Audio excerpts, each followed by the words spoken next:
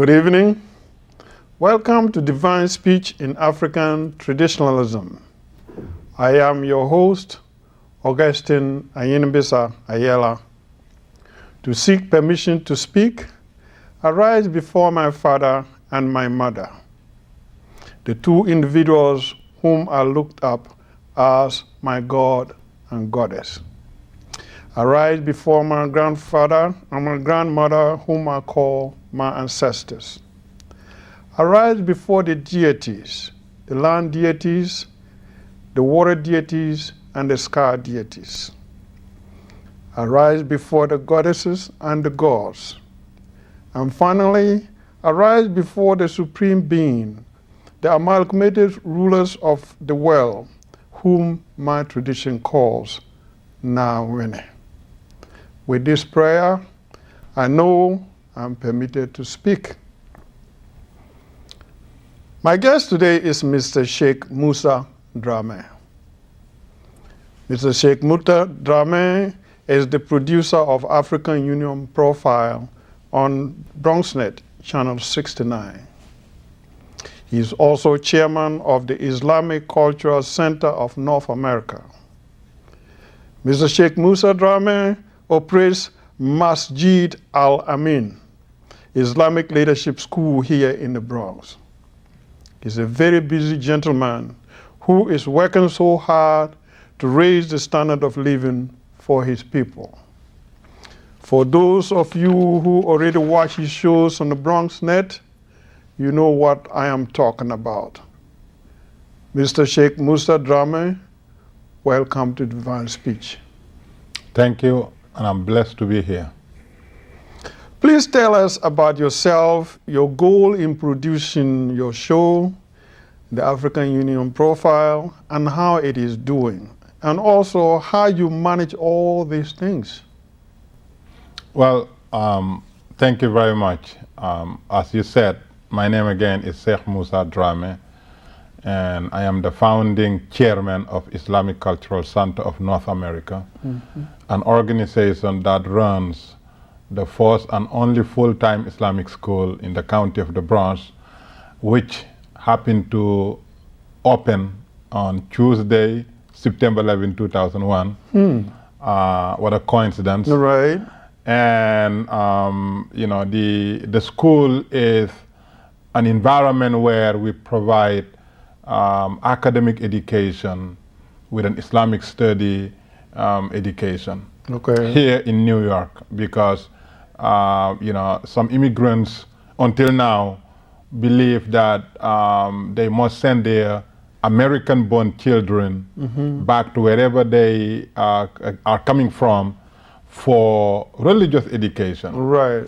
Well, that may be very good, but the problem is that usually these places cannot provide their children with the academic competency that they need to be able to succeed later on in life. So we decided to set up the school so that we can create the environment here where we can have the academic as well as the religious education. Good. And in terms of the show, as you also said, the African Union Profile. The African Union Profile was established so that this fast-growing African immigrant community in the Bronx that most Bronxites knew very little about, culturally, linguistically, religiously, but yet having to deal with them on a daily basis, whether dealing with them in a school or hospitals or even the human resource offices. So we wanted to provide a platform where we can educate them on who we are, what we come from, what we like and what we don't like, and how you can help us, and so forth and so on. So, and also hopefully to expand the program citywide and hopefully even nationwide, whereby we can bring information from the diaspora to the continent and bring news from the continent to the diaspora as a two-way communication tools. And it is doing well Okay. because now we have a YouTube channel. All right. And so all the shows are now, immediately after we finish, we put it on YouTube. Right. And it is global. So we're excited about it.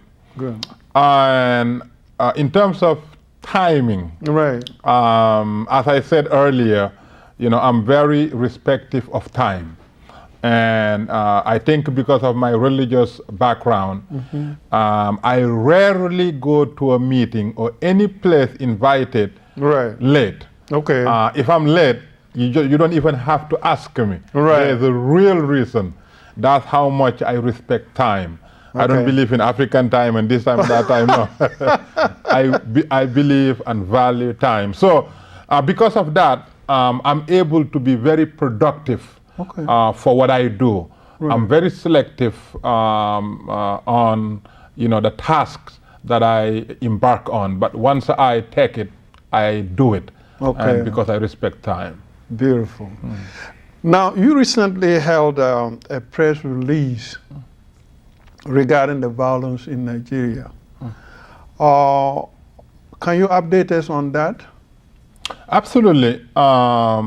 As for those of your listeners who probably have seen, especially during the Christmas time, churches in Africa, West Africa, and Nigeria in particular, are being bombed. As I always said, there are bad things, Right. but there are worse things. It depends on the time. Right. So if a person can bomb a church, Right. or any house of worship, or Right. bomb a funeral, or bomb a wedding, Right. then that is a person who does not belong in a civilized society, True. regardless of religious background. Right. So when we saw what was going on, and especially the perpetrators were calling themselves Muslims, Right. and we know full well what Islam says about honoring human life, Right. a life which you don't create, a life which you have no way of not only destroying but even neglecting, Right. embarking on these heinous crimes.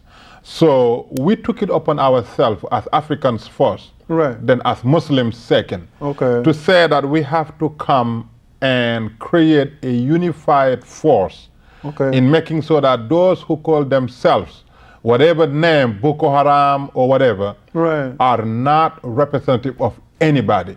They are not real Africans that we call brothers and sisters, and they're definitely not Islamic.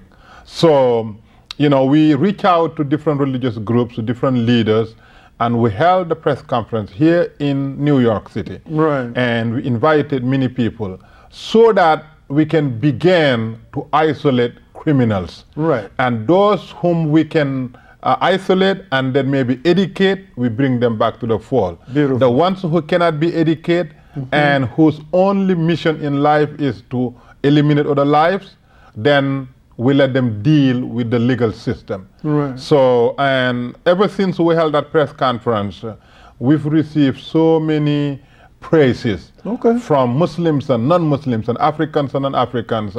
And we know that even in Nigeria, they had, published in their papers, the press release and the unified statement that was made so that, in solidarity with us. So, and this is the first of many other actions that we will take in isolating criminals from our midst, regardless of religious affiliation. Beautiful. Now, as a political observer and activist, what is your evaluation of President Barack Obama? Well, you asking me a question that I have maybe the least Right. knowledge about. However, because of my love for Obama as a person, and because of my interest to see him succeed so that I can tell my children, there's your role model in terms of being successful. my analysis under his leadership will be biased one. Right. And because my prayer is with him. Right. I want him to succeed badly. Now, having said that, I believe as the first minority president, with all the odds against his leadership, and with so much force just to destroy his administration, I think not only himself, but the people around him have done a wonderful job in managing the task before them.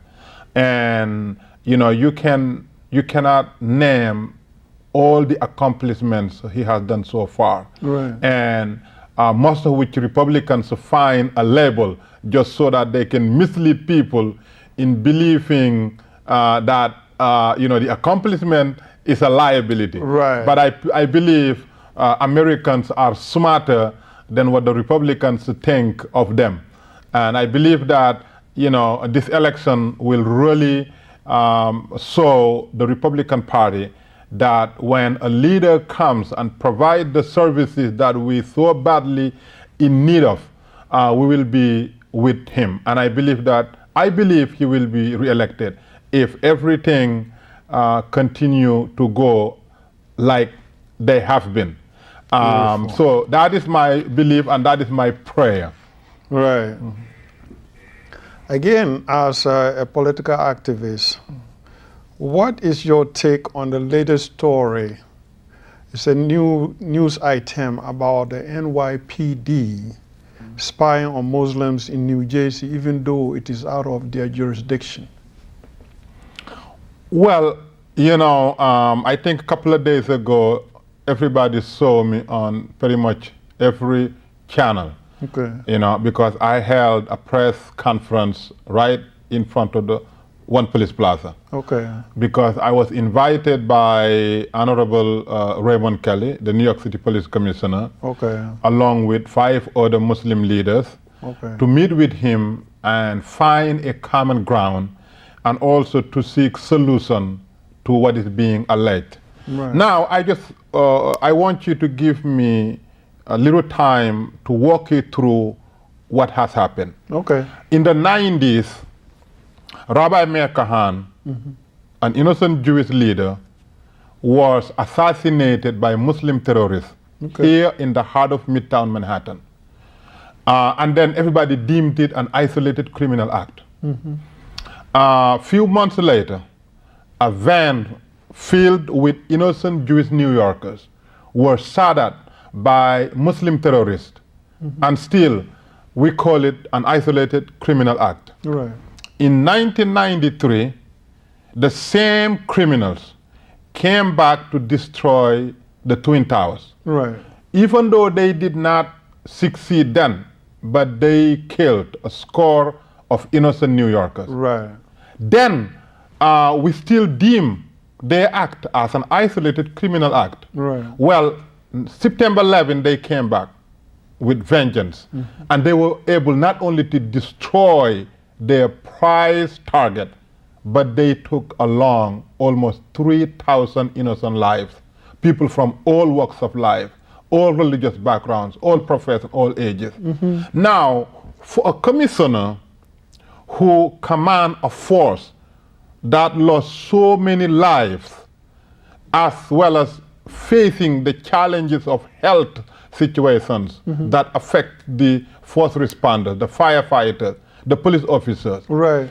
It will be an idiotic move for the police commissioner to say, we are not going to seek out these viruses who are trying to destroy us. Right. So my take on this issue is that I'm a Muslim. Right.